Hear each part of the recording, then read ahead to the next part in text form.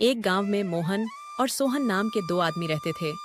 ये दोनों ही सेठ घसीटालाल के यहाँ काम करते थे। मोहन एक बहुत ही मेहनती और समझदार इंसान था। वही सोहन एक लालची और जलनशील किस्म का इंसान था। सुनो मोहन, मैं अपने कुछ जरूरी कामों से शहर की तरफ जा रहा हूँ। तब तक तुम खेत की सारी चावल की बोरियां गोदाम में रखवा देना। अरे सेठ जी, आप बिल्कुल भी चिंता मत कीजिए। मैं खेत से सभी चावल की बोरियां गोदाम में रखवा दूंगा। आप निश्चिंत होकर के शहर का काम कीजिए। हाँ मोहन, मुझे तुम पर पूरा का पूरा भरोसा है। और सोहन, तुम भी इस काम में मोहन का पूरा सहयोग करना। जी मालिक, आप बिल्कुल भी चिंता मत कीजिए। मैं सोहन का अच्छे से सहयोग कर दूंगा। इसके बाद सेठ घसीटालाल उन दोनों पर अपनी खेत की जिम्मेदारी देकर शहर की तरफ निकल जाता है। ये सेठ भी ना हमेशा इस मोहन को सर पे चढ़ाए रहता है। और वैसे भी ये मोहन का बच्चा उतना समझदार है भी नहीं जितना ये सेठ के सामने नाटक करता है। सोहन भाई, मुझे तो लगता है कि हमें अब खेत के लिए निकलना चाहिए। अगर हम समय पर खेत के लिए नहीं निकल पाएंगे तो चावल की बोरियां घर लाते लाते रात हो जाएगी। हाँ हाँ भाई, चलो चलो चलते हैं। देखो सेठ के जाते ही कैसे हुक्म छाटने लग गया, जैसे कि ये कोई नौकर नहीं बल्कि सेठ ही हो। नहीं, बहुत हो गया। मुझे तो इस मोहन के बच्चे को सबक सिखाना ही पड़ेगा। इसके बाद वे दोनों सेठ के खेत की तरफ निकल जाते हैं। खेत पहुंचने के बाद मोहन साड़ी की साड़ी चावल की बोरियां बैलगाड़ी पर लोड कर देता है। अरे सोहन भाई, मैंने तो सारी की सारी चावल की बोरियां बैलगाड़ी पे रख दी है। अब तुम बस इसे गोदाम पहुंचा दो। अरे हाँ हाँ भाई, तुम बिल्कुल भी टेंशन मत लो। मैं इन सभी बोरियों को गोदाम तक पहुंचा दूंगा।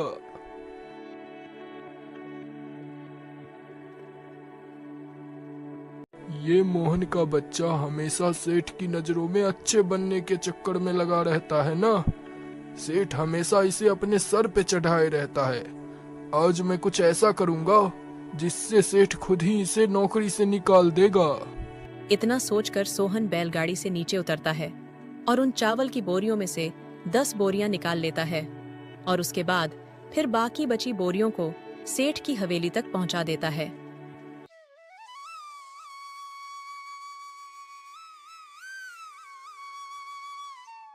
अगली सुबह जब घसीटालाल सेठ अपनी हवेली पर आता है तो वह देखता है कि उसकी चावल की कुछ बोरियां गायब हो चुकी हैं, जिसके बाद वह मोहन और सोहन को तुरंत वहां पर बुलवाता है। ये क्या है मोहन? मुझे लगा कि तुम सारी की सारी चावल की बोरियां अच्छे से घर पहुंचा दोगे, मगर यहाँ पर तो 10 चावल की बोरियां गायब है। बताओ मोहन, वो 10 चावल की बोरियां कहाँ पर गई? मालिक, मुझे सच में नहीं मालूम कि वो बाकी बची चावल की बोरियां कहाँ चली गई। मैंने तो खुद से सारी की सारी चावल की बोरियां गिनी थी। अगर आपको भरोसा नहीं हो रहा है तो आप सोहन से पूछ लीजिए।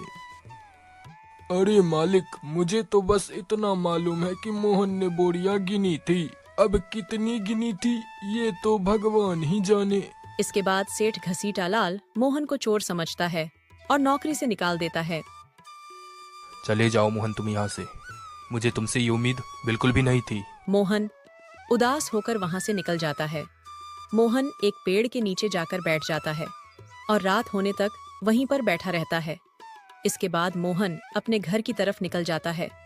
मोहन रास्ते में जा ही रहा होता है कि तभी वह देखता है कि सोहन इतनी रात को कुछ आदमियों के साथ बातें कर रहा था। अरे ये सोहन इतनी रात को क्या कर रहा है? अरे ये तो चोरी हुई चावल की बोरियां है ना। इसका मतलब उन चावल की बोरियों को सोहन ने चुराया था। नहीं, मुझे ये बात जल्दी से जाकर के सेठ जी को बतानी होगी। मेरे साथ चलिए। क्या बात है मोहन, तुम यहाँ पे फिर से क्यों आए हो? सेठ जी, अभी ये सारी बातें करने का टाइम बिल्कुल भी नहीं है। आप मेरे साथ चलिए, मैं आपको कुछ दिखाना चाहता हूँ। इसके बाद मोहन सेठ को खींचते हुए सोहन के पास लाता है। सेठ देखकर हैरान हो जाता है कि सोहन चोरी हुए 10 चावल की बोरियों को इतनी रात को लोगों को बेच रहा था। इस तरह से सेठ हमेशा के लिए सोहन को नौकरी से निकाल देता है और मोहन को फिर से नौकरी पर रख लेता है। सेठ को अपने पहले के निर्णय पर बहुत पछतावा होता है।